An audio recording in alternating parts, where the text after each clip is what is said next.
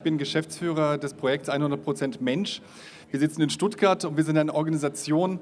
Wir kümmern uns und fordern die komplette gesellschaftliche und rechtliche Gleichstellung von Lesben, Schwulen, Bisexuellen, Transsexuellen, Transgendern, Intersexuellen, Queeren und asexuellen Menschen mit der heteronormativen Mehrheitsgesellschaft. So, Applaus für die Haltung. Ich würde gerne den Blick auf zwei Gruppen lenken, die zwar zwischendurch schon mal genannt worden sind, aber leider auch immer ein bisschen zu kurz kommen. Und das eine sind intergeschlechtliche Kinder. Da möchte ich ein paar Dinge zu erzählen.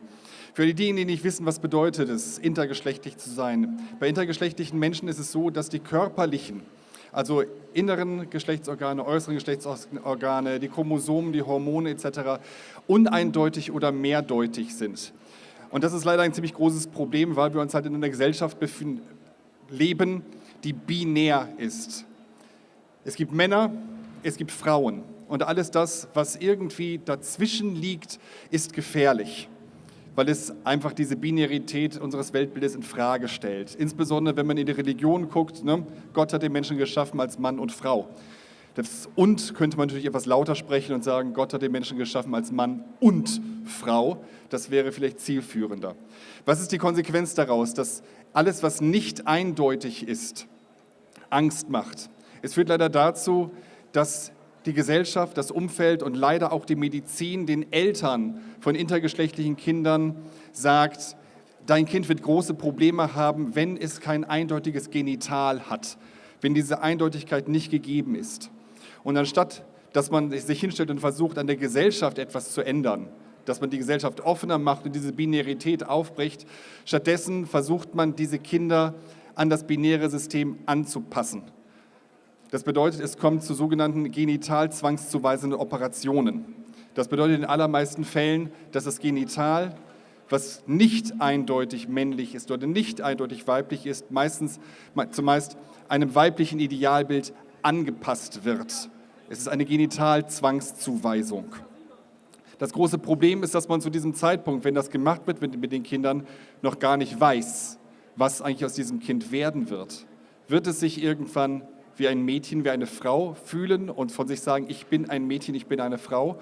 Wird dieses Kind sagen, ich bin ein Junge, ich bin ein Mann? Oder wird es sagen, ich bin intergeschlechtlich, ich bin non-binär, ich bin irgendwas zwischen den Geschlechtern oder stehe auch völlig außerhalb dieses Konstruktes der Binarität?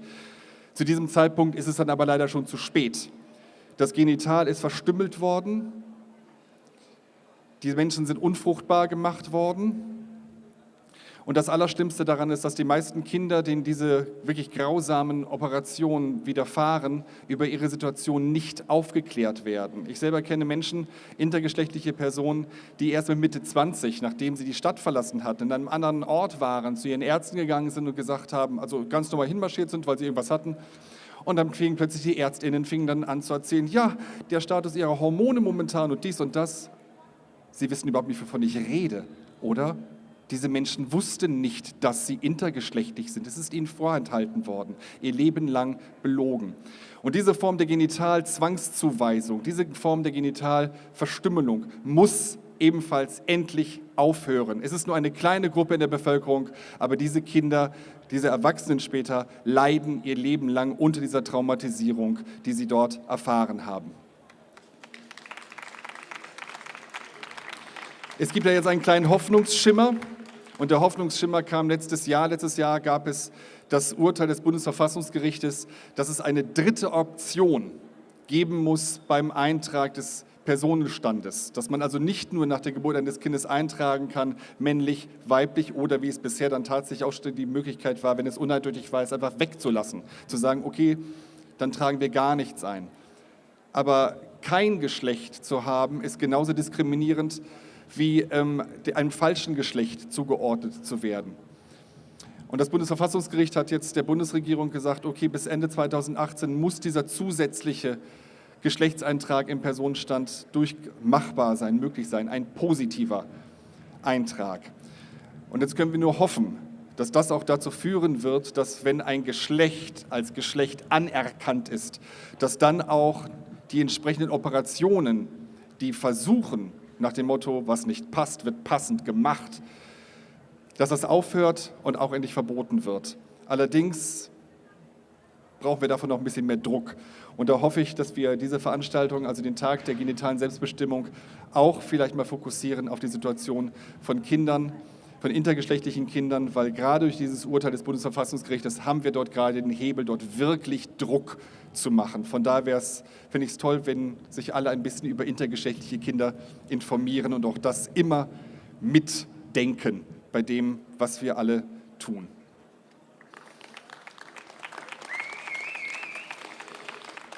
Die zweite Sache, die zweite Gruppe, die ich noch ansprechen möchte, das hängt auch sehr stark mit dieser Binarität zusammen.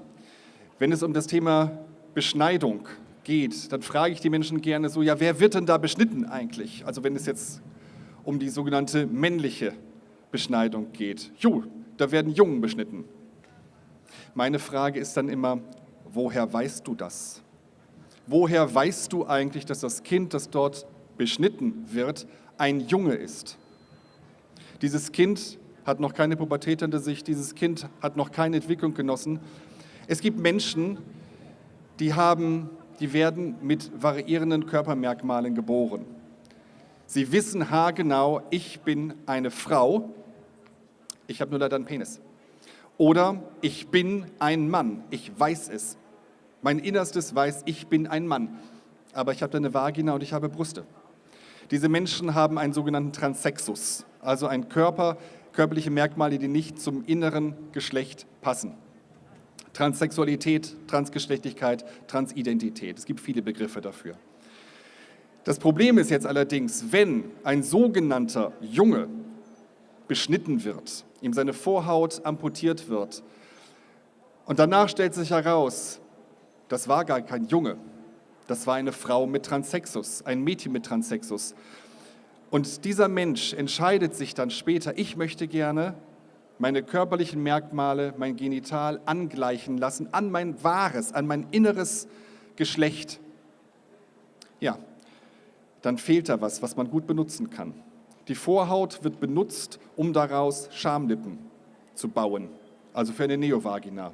Sensitives Gewebe, lubrikationsfähiges Gewebe. Und wenn dieses Gewebe fehlt, dann haben wir ein großes Problem. Also nicht wir, sondern diese Person, die diese genital angleichende Operation durchführen möchte.